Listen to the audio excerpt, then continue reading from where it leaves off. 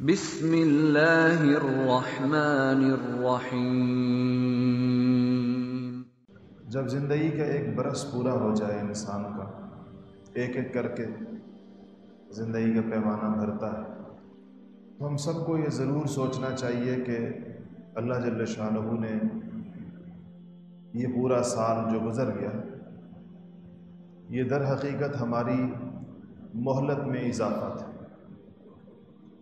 اگر ہم دیکھیں گے تو ہمارے دائیں بائیں دوست احباب رشتہ داروں میں سے، علماء مشائخ میں سے ہزاروں ہمارے شاید جاننے والے سینکڑوں ایسے تھے جو اس سال کو پورا نہیں کر سکے۔ جو وقت ان کا لکھا ہوا تھا وہ پورا ہو گیا، قبر کے اندھیروں میں ان کو اتار دیا گیا۔ جس کی مہلت بڑھا دی جائے، ایسے جیسے اللہ جل شانہ کسی کی ڈھیل باقی ہے، کسی کی رسی ابھی تنی نہیں ہے، ابھی وہ کھلی ہے، کھینچی نہیں گئی ہے۔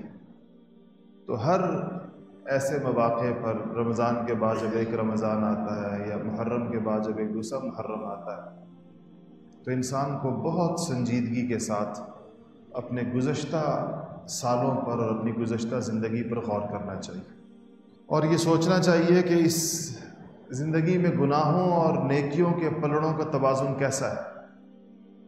اگر یہ محسوس ہو، اور یقیناً محسوس ہوگا کہ گناہوں کا پلڑا بھاری ہے اور نیکیوں کا پلڑا تو ہوا میں اڑ رہا ہے، اس میں تو کوئی وزن ہی نہیں، پھر انسان کو سنجیدگی کے ساتھ اپنی اصلاح کی طرف متوجہ ہو جانا چاہیے، اپنے معاملات کو درست کر لینا چاہیے، اپنی نمازوں کو، اپنے روزوں کو، اپنی زکوٰۃ کو، اپنے حج کو، پھر اپنے اخلاق کو، اپنے معاملات کو، ان چیزوں کو سیدھا کر لینا چاہیے۔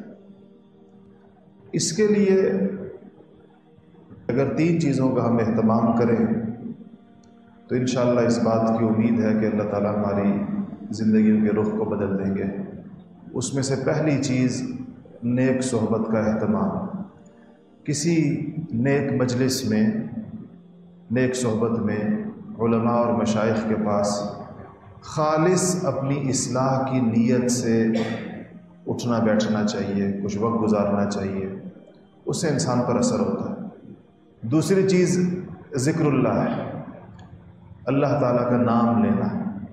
جس کو اللہ کا نام لینے کی توفیق ہوتی ہے، اس کو اللہ تعالیٰ آخرت کی فکر کی توفیق نصیب فرما دیتے ہیں، کیونکہ اس کو پتہ ہوتا ہے کہ میں نے اللہ کے پاس حاضر ہونا ہے اور یہ میرے پاس مہلت ہے جو بڑی مختصر ہے۔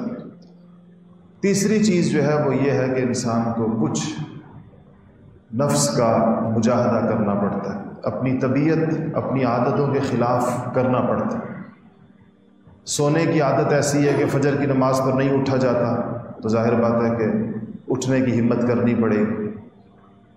طبیعت کا تقاضا یہ ہے کہ چل کر مسجد جانا مشکل ہوتا ہے، تو یہ نفس کا مجاہدہ ہے، یہ کرنا پڑے گا کہ انسان 5 وقت چل کر جہاں پر بھی ہو یا کسی سواری میں سوار ہو کر مسجد تک جائے، نمازیں باجماعت پڑھے۔